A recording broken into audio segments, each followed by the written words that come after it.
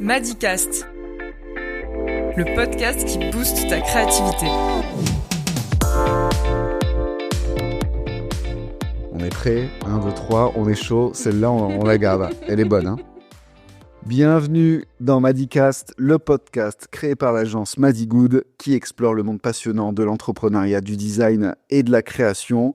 Je suis Anthony, votre animateur de ce podcast, prêt à vous emmener dans des rencontres captivantes au cœur de l'innovation, de l'inspiration et de la création. Vous pouvez nous rejoindre chaque mois pour des conversations fascinantes avec des esprits créatifs et des entrepreneurs visionnaires. Alors préparez-vous à découvrir les secrets du succès, à repousser les limites de votre créativité et à vous inspirer pour réaliser vos rêves et vos envies. Bienvenue dans Madicast. Aujourd'hui, j'ai le plaisir de recevoir Flore Alezan, a.k.a. Falaise. C'est ça. Bonjour Flore. Bonjour. Merci d'accepter cette invitation. Merci de venir et témoigner. Est-ce que, pour les milliers de personnes qui nous écoutent, est-ce que tu pourrais rapidement te présenter ? Du coup, je suis graphiste et illustratrice. Ok. À mon compte. Je suis en D'accord. freelance. Et je fais des illustrations depuis longtemps. Je dessine depuis que je suis toute petite. Ok. Toute la partie illustration, je la développe de plus en plus depuis quelques années. Mais sinon, vraiment, ma formation de base, c'est une formation de graphiste. Ok. Voilà. La raison pour laquelle moi j'ai voulu te donner la parole, c'est que tu as un style qui est très particulier, très prononcé, avec un sens que tu vas nous expliquer. Quelles sont les inspirations qui nourrissent ta vision artistique qui est si singulière et qui est tournée autour de l'acceptation du corps et de l'amour de soi ? Oui. Alors ça, c'est parti de mon vécu, de mon expérience personnelle. Ouais. Comme beaucoup d'artistes, je pense que ce soit dans la musique ou autre, on est toujours beaucoup plus inspiré par des histoires qui nous concernent. Bien sûr. Et c'est vrai que du coup, l'acceptation du corps, c'est quelque chose que... Voilà, c'est vraiment ma thématique principale dans mon travail suite à mon adolescence où j'ai pris, pendant l'adolescence, j'ai pris beaucoup de poids. Et j'ai été victime de grossophobie où j'ai très très mal vécu cette période et je me suis rendu compte de l'impact qu'avait notre apparence physique, avait un réel impact sur juste le monde en fait, sur les autres, sur ce qu'ils pensent de nous et du coup des autres. Ouais, de comment est-ce qu'on vit dans un corps qui nous correspond pas et dans lequel on se sent mal. Et la violence des gens vis-à-vis de ça est extrêmement violente. Du coup, c'est parti de là. Ok, parce que toi, tu parles véritablement d'une bataille, c'est le mot que tu emploies, Oui. pour exprimer en fait l'acceptation du corps à travers tes œuvres. Comment en fait cette lutte, elle influence la sélection des thèmes que tu proposes, la sélection des couleurs, ton processus créatif ? Comment ça se passe ? Alors c'était un peu compliqué, on va dire au début, parce que c'est quelque chose d'assez complexe à exprimer, et c'est surtout quelque chose qui est vachement minimisé. En fait, ce sont pareil, encore une fois, du coup, c'est parti du coup de mon expérience à moi. Suite à cette prise de poids, j'ai développé du coup ce qu'on appelle des troubles du comportement alimentaire. Ok. Qui va être du coup de l'hyperphagie, de la boulimie. Et en fait, tout ça, ce sont des maladies finalement qui sont très peu considérées et minimisées parce que ce sont avant tout des maladies mentales où en fait, tu viens combler vraiment un vide intérieur et un profond mal-être, une sorte de honte en fait que tu viens combler avec de la nourriture, avec selon du coup les cas, dans le cas de la boulimie, où tu peux avoir des comportements compensatoires, justement par peur de prise de poids, où tu vas t'infliger des comportements qui sont finalement extrêmement dangereux, comme des jeûnes excessifs, des régimes drastiques, même des vomissements. Et en fait, vu que j'étais dans un peu cette démarche-là où j'avais un peu honte de mon apparence, j'ai voulu un peu combler entre guillemets cette haine que je recevais avec des comportements pas du tout sains, du coup la TCA. Et la TCA, finalement, c'est un peu le point de départ et la source du coup de ma première thématique là-dessus. Ok, c'est en fait tout simplement ton expérience qui a nourri ton travail Exactement. au fur et à mesure des années. Ouais. Parce que toi, c'est une problématique qui est ultra engagée. Oui. j'imagine que quand tu as commencé le métier de graphiste, d'illustrateur, c'était peut-être pas forcément ton style immédiat. Ah non, pas du tout. C'est un cheminement en fait. Oui, bien sûr. Et du coup, comment t'en es arrivé là? Comme je disais, je dessine depuis toute petite, j'adore dessiner. Après mon lycée, je suis allée aux Beaux-Arts. Après, je suis allée en école de graphisme, etc. Et en fait, j'avais vraiment envie de trouver un métier où je pouvais exprimer ma passion du dessin. Et à l'époque, je devais avoir 17 ou 18 ans et je sais pas pourquoi, mais je me voyais pas vivre de mon art. Et j'ai trouvé du coup une école de graphisme qui me permettait du coup d'allier ma passion du dessin avec un métier qu'à l'époque je considérais plus concret.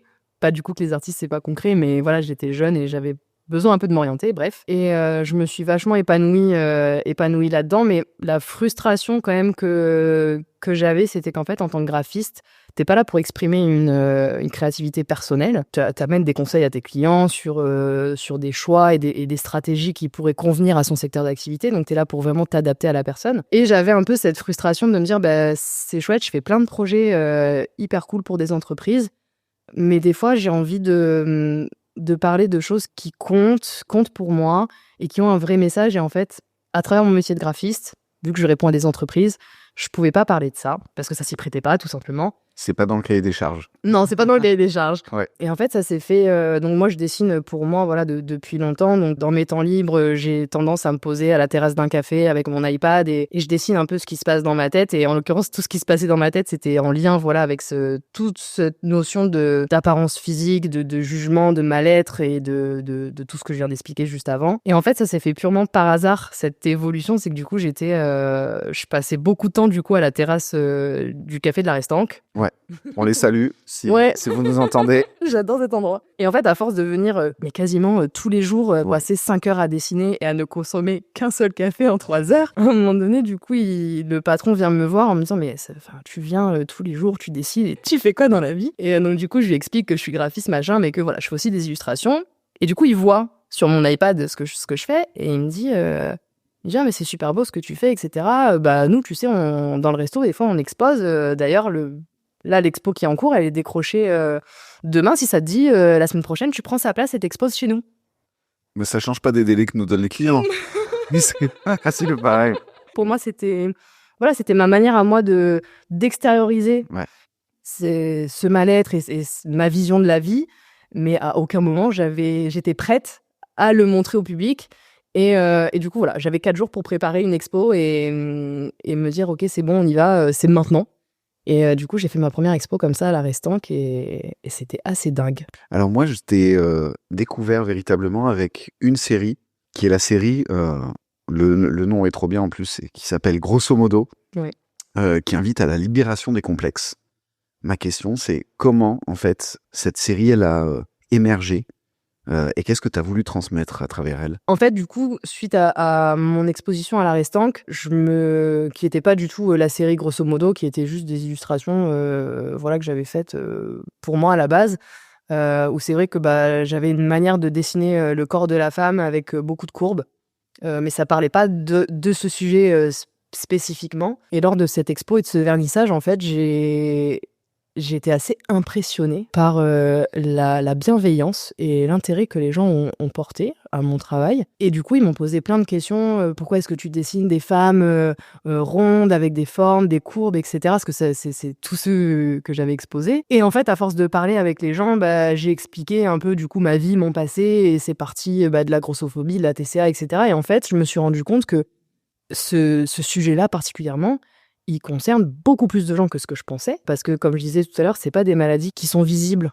Vu que c'est plus un mal-être psychologique qui se transcrit par des comportements qui ont un impact sur notre physique, on se rend pas compte, et du coup en fait en parlant avec les gens qui étaient à l'expo à ce moment-là, j'ai eu il y a des gens qui se sont livrés sur leur histoire, sur comment eux ils se sentent dans leur corps, les jugements qu'ils ont subis suite à une prise ou une perte de poids, etc.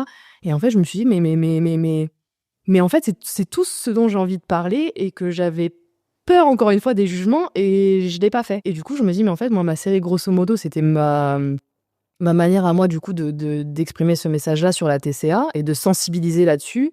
Mais je n'avais pas pour projet de le dévoiler. Et en fait, quand je me suis rendu compte que, en fait, si, ça, c'est un message qui est extrêmement important et qui a vraiment, vraiment matière à sensibiliser là-dessus, je me suis dit: «OK, là, j'ai fait ma première expo, je me lance, c'est parti». Ça a enclenché un truc et là, je vais me renseigner pour faire, d'autres expos. Je vais aller voir des gens qui peuvent avoir un lien direct ou pas avec ça, que ce soit des salles de sport, des restaurants, pour du coup parler de ma série grosso modo qui cible vraiment, le trouble du comportement alimentaire et du coup, c'est parti comme ça. Trop cool. Franchement, c'est chapeau. Mais c'est bien, tu vois l'évolution, Ouais. ça se fait, ça a du sens en fait. C'est ça Oui. qui est super stylé.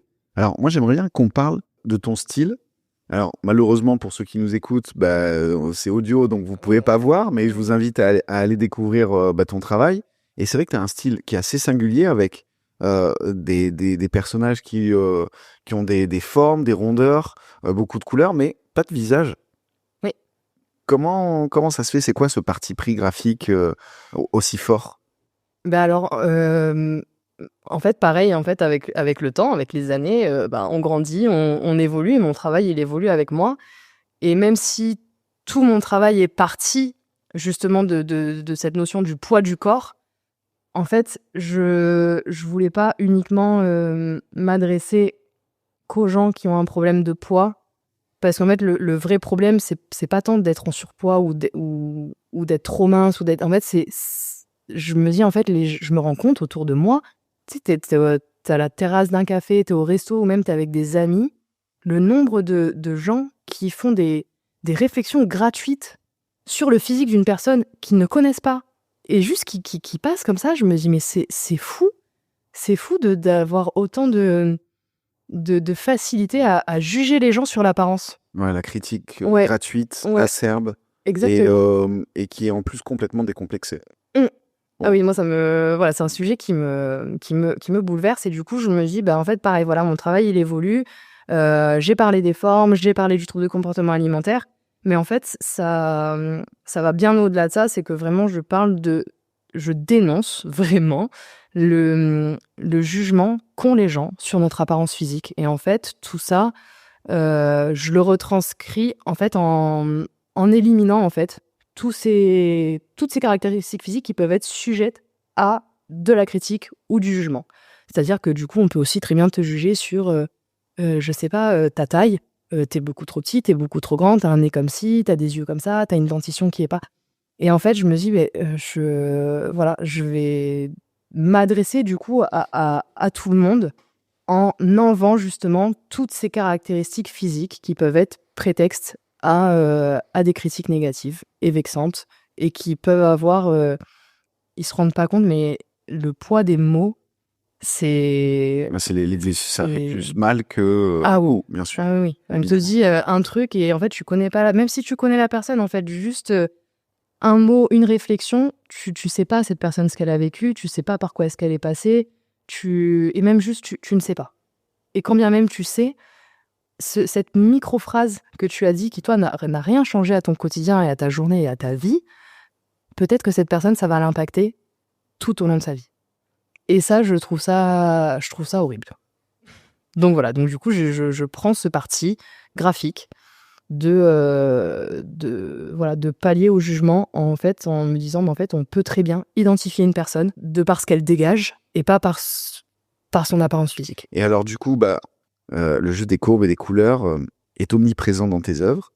Est-ce que tu peux nous expliquer comment tu utilises ces éléments pour incarner la beauté du corps humain sous toutes ses formes?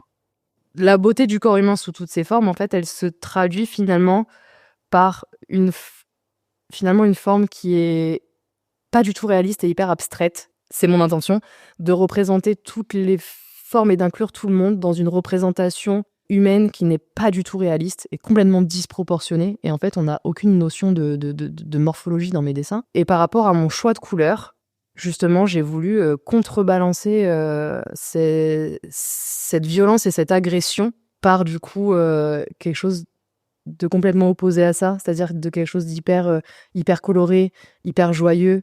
Et en fait, c'est un peu la réponse que j'aurais aimé. Enfin, si j'avais eu suffisamment de force et de courage à l'époque pour avoir justement ce recul et Et cette légèreté vis-à-vis des critiques, je pense que c'est la manière dont j'aurais aimé répondre aux gens, parce que je me rends compte qu'en fait, quand les gens constatent que ça te blesse, ça les incite à continuer, malheureusement, c'est triste. Alors qu'en fait, si tu réponds avec le sourire, avec humour, et en montrant qu'en fait, ça n'a aucun impact sur toi, en fait, ça stoppe. Oui, les gens passent à autre chose. Ça stoppe Bien ce sûr. processus, en fait. Et du coup, voilà, mon choix de couleur et de forme, il vient justement en réponse à cette violence, où justement, je vais pas répondre à la violence, par quelque chose de, en fait, non, je m'assume. J'aime vivre, je me trouve beau, je me trouve belle, je suis bien là où je suis. Et en fait, tout ça, je trouve que des couleurs vives, ça reflète un peu tout ça. Comment ça se passe quand tu as une demande spécifique pour un sujet assez particulier, que ça va peut-être à l'encontre de ton style, justement? Est-ce que tu l'acceptes? Comment tu arrives à juguler ça? Ça m'était rarement arrivé parce que, en général, les gens ont tendance à... Voilà, ils savent que s'ils passent une commande chez moi, le style d'illustration qu'ils vont avoir, ça va ressembler à ça. Évidemment. Parce que s'ils viennent me voir, c'est ils me connaissent. Mais en l'occurrence, j'ai eu affaire là cette semaine justement à cette problématique où en fait la personne n'avait pas compris tout le sens de mon travail. Et donc elle m'a fait une demande. Moi, j'ai beaucoup de demandes de portraits sur mesure. C'est quelque chose qui marche pas mal. Ça a démarré pareil où je voulais offrir un cadeau à une amie à moi qui venait du coup d'avoir un petit garçon. Et elle est fan d'illustration. Et du coup, je me dis, je vais lui faire un petit portrait de famille avec elle, son chéri et son bébé, dans mon style. Et ça a été mon premier portrait. Et suite à ça, ça a vachement plu. Et du coup, il y a d'autres gens qui m'ont dit, ah mais moi aussi, je veux mon portrait. Du coup, j'en ai fait pas mal. Et en général, voilà, les gens savent que dans mes portraits, il y a pas de, encore une fois, il y a pas de visage, il y a pas de morphologie, il y a rien. Mais ils n'avaient pas forcément du coup compris pleinement la source de toute cette réflexion. Et là, en l'occurrence, cette semaine, j'ai eu une demande de portrait sur mesure où elle m'explique que voilà, c'est un cadeau qu'elle aimerait offrir à Noël à son conjoint.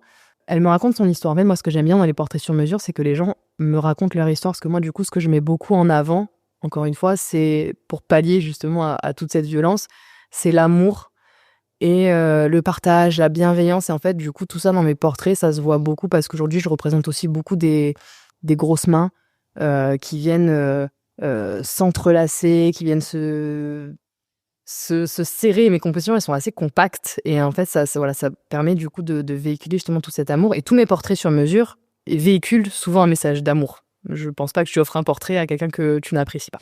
Du coup, elle me dit qu'elle veut un portrait à offrir à son conjoint pour Noël. Et elle me raconte son histoire où elle me dit que elle veut, à travers son portrait, qu'on retrouve un peu ce côté épreuve surmontée. Ok. Parce qu'à un moment donné de sa vie, elle a été extrêmement malade, ils ont vécu des moments très, très difficiles, très compliqués. Et du coup, elle veut, à travers son portrait, qu'on retrouve cet aspect-là. Et aussi l'amour et la force qu'il y a entre elle et son conjoint, qui a été un soutien énorme pour elle. C'est un brief costaud. Voilà, ouais, mais c'est hyper intéressant et je trouve ça assez impressionnant aussi, la facilité avec laquelle les gens me livrent leur vie et leurs histoires. Oui, des éléments un peu traumatiques en plus. Ouais. Une sorte d'art-thérapie en quelque sorte. Ouais, mais j'aime bien, je crois. Je crois que j'aime bien que ça prenne un peu ce chemin-là. Donc du coup, elle me dit que elle a vu mon travail chez une copine à elle, et que du coup elle veut son portrait, etc. Donc je lui fais, donc je prends en compte sa demande. Elle me dit qu'elle aime bien les tons de vert, etc. Donc pareil, je prends en compte un peu les couleurs que vous aimez. Elle m'envoie forcément du coup des photos d'elle et de son conjoint pour que je puisse quand même identifier plus ou moins la ressemblance. Donc du coup, je lui fais son croquis. Ou alors, pas de visage, il n'y a pas de sujet, là-dessus c'est ok. Mais du coup, pareil, dans la manière dont je représente les corps, tous mes corps sont juste une forme abstraite. Voilà, qui prend plus ou moins de place sur le format. Et elle me dit qu'elle est très contente du résultat, mais qu'en l'occurrence, elle ne me l'avait pas précisé, mais que la maladie en question, c'est l'anorexie. Et là, je me dis, mais... Ça va un peu à l'encontre de ce que tu fais. Ça va à l'encontre de ce que je fais, et en même temps, j'ai besoin encore plus à elle de lui expliquer pourquoi, parce que tout mon travail est né justement de tout ça, en fait, de la boulimie, de ces maladies, de ces maladies que j'ai citées juste avant, c'est pas que je vais lui dire non, je veux pas le faire. C'est juste que à travers son message, je me suis dit c'est important qu'elle comprenne pourquoi est-ce que volontairement je ne l'ai pas dessiné de cette manière-là. Et donc du coup, je lui ai expliqué tout ce que je t'ai expliqué au début. Et là, elle m'a dit ah pardon, j'avais pas compris. Et ben ok, ça fait d'autant plus sens. Et en fait, je trouve le message d'autant plus beau. Et en fait, finalement, elle me dit en fait, je trouve que ça me correspond beaucoup mieux le fait que justement, on ne m'identifie pas sur mon portrait grâce à ma corpulence, mais juste par cette force et ce lien d'amour qu'il y a entre les deux. Et du coup, j'ai trouvé ça extrêmement touchant. Ouais, justement, je rebondis sur ce que tu dis. Tu as fait plusieurs expos, tu as des retours de tes clients. Comment tu réagis par rapport à tous ces messages, toute cette bienveillance qu'on te donne à la suite de tes œuvres? Qu'est-ce que ça t'apporte par rapport, pas au combat, mais en tout cas à l'approche que tu avais depuis le début, qui est quand même très engagée? Déjà, je dirais que ça m'apporte énormément de confiance en mon travail, parce que c'est pas toujours évident d'avoir un œil objectif sur son travail, surtout dans le milieu de l'art où voilà, c'est vraiment une liberté d'expression et il y a un peu de tout, il y a tous les styles, il y a tous les médiums, etc. Le fait d'avoir des retours, en tout cas j'ai la chance, jusqu'à aujourd'hui je touche du bois, d'avoir eu que des retours extrêmement positifs et extrêmement bienveillants. Comment on peut avoir un retour négatif là-dessus? On peut que être bienveillant par rapport à ton approche. Moi je trouve justement sur l'acceptation du corps, l'acceptation de soi, l'amour, c'est quand même des très belles valeurs. Oui, bien sûr, mais il y a des gens... On a tous besoin de ça, on a tous besoin d'amour. Complètement. Du coup, c'est tout mon message, mais après, on est tous différents et c'est ce qui fait aussi la beauté de l'humanité, hein, c'est que on pense pas tous de la même manière, on n'a pas tous le même avis là-dessus. Et moi, c'est mon avis et c'est mes croyances, mais voilà, il y a des gens qui peut-être ne sont pas du tout d'accord avec moi et il y a pas de problème. Mais dans ce cas-là, ce sont des personnes qui peut-être ne viendront jamais me voir parce que c'est pas quelque chose qui les touche et ils sont pas sensibilisés par rapport à ça, ou peut-être qu'ils ont une vision de mon message qui est complètement différente de la mienne et il y a aucun souci là-dessus. C'est important pour toi de rencontrer ton audience, de rencontrer des gens, de véhiculer ce message, ou c'est vraiment de façon occasionnelle? Non, c'est important. C'est important parce que je suis une personne qui aime bien. J'ai vraiment une joie de vivre, je pense. Ça s'entend. Ouais, ça va. Et j'aime trop parler avec les gens, échanger. J'ai besoin de relations sociales, je pense, un peu comme tout le monde. Et dans mon travail, même si je suis passionnée par ce que je fais et que j'adore dessiner et que même des fois à 23h, je suis encore sur mon canapé en train de dessiner, c'est pas un problème parce que c'est ce que j'aime faire, quoi. Mais c'est vrai que même si je m'adresse à un public, que je m'adresse aux autres, au quotidien, moi, vraiment ma semaine type, je suis extrêmement seule. Je suis toute seule chez moi, parce que je travaille de chez moi, je suis pas dans un bureau, j'ai pas de collègues de boulot. Et du coup, malgré tout, je fais un métier, en tout cas dans ma situation, extrêmement solitaire. Et quand je vais à des expos ou que je fais mes expos ou que je rencontre des gens et que du coup on discute de tout ça, ça me fait un bien fou. Ça me fait un bien fou parce que je me rends vraiment compte de l'importance de ce message et surtout qu'il y a énormément de gens on a tous une histoire, je pense, à raconter là-dessus, et je pense qu'on a tous un avis et un jugement envers nous-mêmes aussi, en fait, hein. Ne soyons pas trop durs avec nous-mêmes. C'est le seul que je pourrais donner. Ne soyons pas trop durs. Soyons un peu indulgents et un peu bienveillants et après on pourrait être bienveillant avec les autres. Ça commence par là quand même. Oui, c'est vrai, mais c'est pas toujours évident. C'est le plus dur. Ouais. C'est le plus dur. Du coup, on sait que maintenant t'as des expos, tu fais pas mal de créations et justement tu limites tes créations à 50 exemplaires à chaque fois, numérotés, signés. Il y a une forme d'exclusivité, c'est-à-dire que si moi je veux acheter tes premières œuvres, certaines sont peut-être out of stock. Ouais. Ça nourrit quoi dans ton approche, cette forme d'exclusivité? Alors déjà, pour être parfaitement honnête, c'est quelque chose qui se fait beaucoup dans le milieu de l'art, premièrement. Alors oui, il y a cette notion aussi du coup d'exclusivité que je trouve importante et je pense qui est aussi satisfaisante pour les acheteurs, de se dire que j'ai cette affiche ou cette illustration que pas tout le monde a. Et surtout, ça me pousse à surtout ne pas me reposer sur mes lauriers, à me dire, en fait, si je pourrais ne pas limiter mes affiches, mais ça me pousserait pas à imaginer d'autres choses, à créer d'autres choses et à aller toujours plus loin dans ce que j'ai à dire par rapport à ça. Et en fait, il y a beaucoup de choses à dire et je crois que ça me pousse à faire ça surtout. Alors Flore, moi je terminerai justement avec cette question.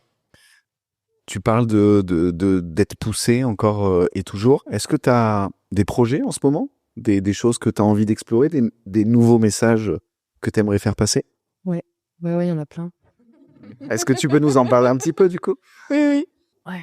J'aimerais bien. J'avais aussi cette envie de me dire, j'aimerais bien voir mes illustrations sur un autre support que sur un support papier. Oui. Déjà. Je me dis, j'ai envie de voir ce que ça donne sur un objet de déco, sur un mobilier, etc. Donc j'ai un peu cherché et j'ai récemment contacté, ça se dit une artisane? Ça se dit là, on peut le dire. Ouais. On peut le dire? Personne nous dit non. C'est bon, on peut y aller. Ça se dit artisane. Si, artisan. Une artisan. Non, une artisane. Ouais. Oui, une artisane. Ok, on va dire ça. Artisane. Qui fait des objets déco sur le thème de la mer, qu'elle découpe et qu'elle grave dans du bois de chêne. Et je trouve que ces créations sont juste magnifiques. Super stylé. Et du coup, je me dis, je vais y aller un petit peu au culot parce que qui ne tente rien n'a rien. Bien sûr. Je vais la contacter, je vais lui demander si par hasard elle fait des collaborations avec des artistes. Elle m'a répondu que oui. Du coup, on s'est appelé, on a échangé. Pareil, elle a vu mon travail, etc. Et on a décidé du coup de faire une série de planches de surf déco. Super stylé. Sur le thème de la femme, où je suis trop contente. J'ai hâte de voir ce que ça donne, parce que du coup là c'est en cours de production. Ça sort quand? Logiquement en décembre, et si quoique janvier, mais logiquement ça devrait en décembre ça devrait être bon. Ok, trop cool. Donc là on est en train de choisir nos couleurs pour aller sur les planches, elle fait des tests de gravure, etc. Donc c'est pareil, c'est hyper enrichissant, enfin je suis assez contente de ça. Et concernant les thématiques, j'ai pas mal d'idées où je me dis j'ai envie d'être un peu plus intrusive, de pas m'adresser qu'aux femmes. Au moment, j'aborde beaucoup aussi le rapport au corps dans l'intimité, sur la nudité, comment est-ce qu'on se sent quand on se met, en l'occurrence pour le coup, clairement à nu devant une personne. Peut-être des thématiques qui inclut en fait tout le monde. Peut-être sur, je sais pas, c'est vrai que je fais beaucoup de couples hommes-femmes. Ok.